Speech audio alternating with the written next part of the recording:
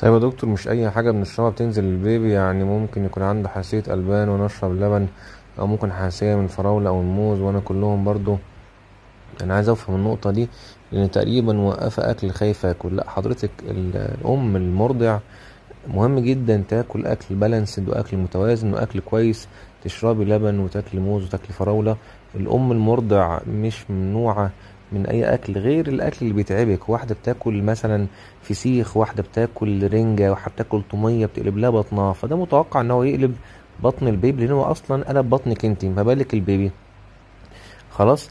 الاكل سبايسي قوي قوي قوي قوي، فبرضه ممكن يغير طعم اللبن وممكن ينزل له فيه. انما الاكل اللبن والفراوله والموز والصح، يعني الاكلات كلها صحيه. لا كل طبعا احنا محتاجين ناكل عشان الطفل يتغذى، ومحتاجين ناكل عشان انت ما تقعيش.